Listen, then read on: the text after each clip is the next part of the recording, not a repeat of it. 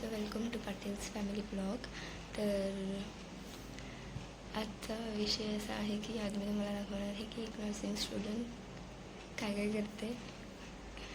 म्हणजे माझी आजची जर्नी कशी असणार आहे. मी एक नर्सिंग स्टुडंट आहे, तर मी आज काय काय पूर्ण दिवसात काय करते ते मी दाखवणार आहे तुम्हाला. आणि मी आता जस्ट उठलेली आहे. आता सकाळचे वाजलेले आहेत 4. त्यामुळे मी तुम्हाला दाखवते. अच्छा ठीक आहे. माझी ड्युटी आता 8ची आहे. सो मला आवरून घ्यायचं आहे फटाफट. आता तुम्ही बोलणार 8ची ड्युटी आणि एवढ्या सकाळी काय करणार आहे जाऊन ना.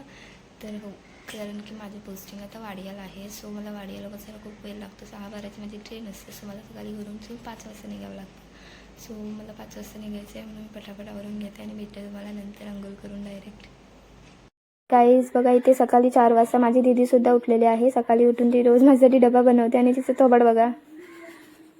सो गाईज माझी अंघोळ वगैरे करून झालेली आहे. तर आता मी केस वगैरे बांधते आणि तुम्हाला भेटते. तर आता माझे केस वगैरे बांधून झालेले आहेत आणि मी चाय नाश्ता वगैरे करून घेतलेला आहे आणि आता मी निघते. सो गाईज मी निघालेले आहे. 5 वाजलेले आहेत. तर मी आता निघते, घरी उतरते खाली आणि मी भेटते तुम्हाला रस्त्यावर. सो गाईज मी निघालेले आहे आणि आता मी तुम्हाला नंतर भेटते डायरेक्ट बसकडे पोचून. कारण की भरपूर कालोख आणि कोण नाही आहे आजूबाजूला. म्हणजे कालोख तर नाही आहे, पण एकटी चालते ना.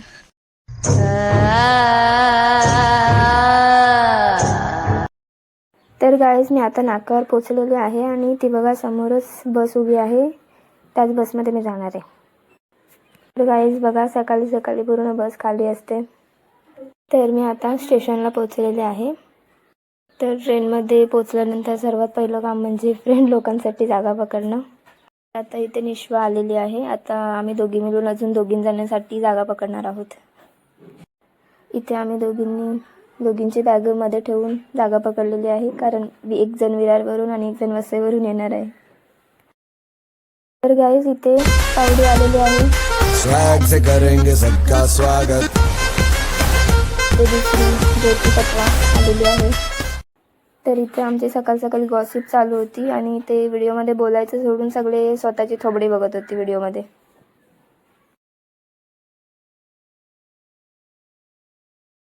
एकदम इन्होंने वक्त बदल दिया, जज्बात बदल दिए, जिंदगी बदल दी. हो भाई.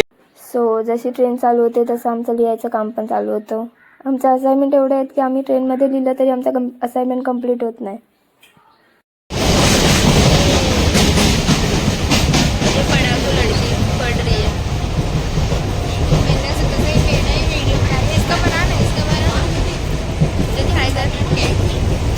थोबड़ा नहीं देखने को तो खाएगा, ये डालती नहीं है ना किधर भी डालूंगी.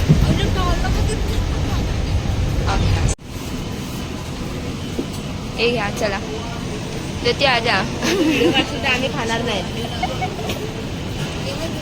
सो इथे आमची मस्ती चाललेली गाईज आणि निशाला बघा, शायद दुनिया इधर की हो जाए लेकिन हम पढ़ के रहेंगे. सो इथे आमची मस्ती चाललेली गाईज आणि तेजलला व्हिडिओ नव्हता काढायचा खाताना, तर ती तोंड नव्हती दाखवत, तर तिला उठवत होते मी नक्की तरी. तर बघा नंतर काय झालं.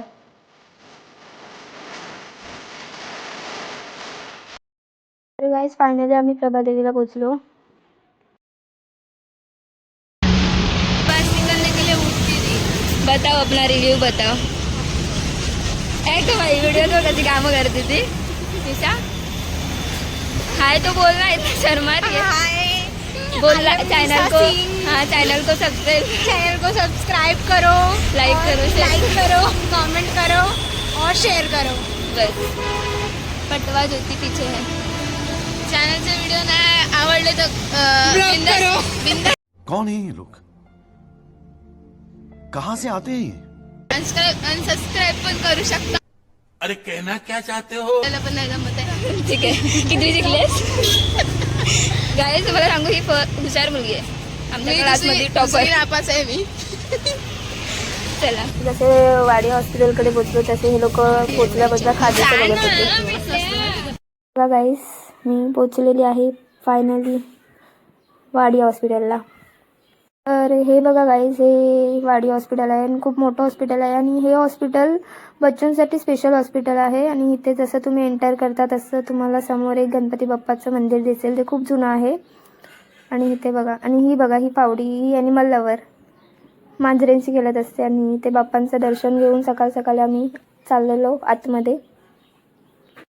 इथे आम्ही निशांच्या केसांवर हसत होतो कारण तिची हेअरस्टाईल बघा काहीच कसं केलं तिने केस. आता बघूया ती काय बोलते. हमने अभी तेरा हेयर स्टाइल उनको सीखना होगा तो कैसे सीखे हो बता. सुबह में 4 बजे इसके लिए उठना पड़ता है और बाल को झाड़ना पड़ता है. आता आम्ही मागच्या दरवाजातून आलो आता चेंज करते आणि मग मी भेटते. इथे पोचल्या बघा कसे सगळं अभ्यास करतात. आमची जिंदगी देखा आपने लापरवाही का नतीजा है. मिस ना आने की खुशी. वही दिखा रही हूँ. यार खुशी ना यार. निशा तुझे कैसा लग रहा है मैम नहीं आ रही है तो. ये क्यों दुख हो रहा है क्योंकि ये इतना सब लेके आई. आमच्या काकू रडत आहेत. एक तरफ ब्लॉग बन रहा है. तर काही बघा इथे साक्षी रडत आहे. ती रडते कारण ती एकटं घरच्यांच्या आठवण येते. ती हॉस्टेलला राहते आणि तिची 2 वर्ष झाले काफी नाही गेली असेल. तिला भरपूर आठवण येते म्हणून ती रडत होती. बघा हे बिना निर्दयी माणसं अशी बसलेली आहेत. ड्युटीवरून घरी जाताना बघा गाईस कशी हालत असते. खत्म. Bye bye, tata, goodbye, गया. मी नाक्यावर उतरून आता ऑटोमध्ये बसलेली आणि चाललेली घरी कारण मी चालत जात नाही.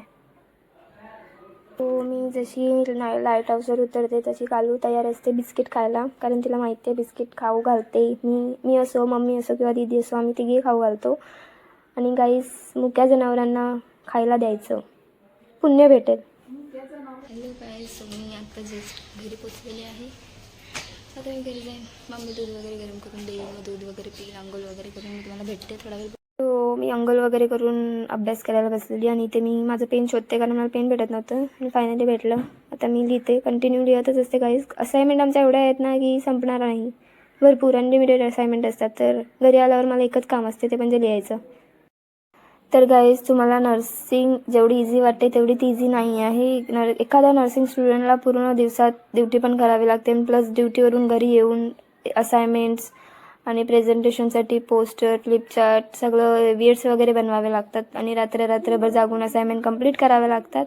सो जेवढं इझी वाटते तेवढी इझी लाईफ नाही आहे आमची. आम्हाला भरपूर स्ट्रगल करावं लागतं आणि बनतात ना प्रयत्नांचं फळ खूप छान असतं. सो आता आम्ही प्रयत्न करतो आहे. बघूया पुढे लाईफमध्ये छानच असणार आहे. आणि जर तुम्हाला ही माझी छोटीशी जर्नी आवडली असणार तर पाटील्स फॅमिली ब्लॉग चॅनलला सबस्क्राईब करा, लाईक करा, शेअर करा आणि कमेंट करायला विसरू नका. थँक्यू.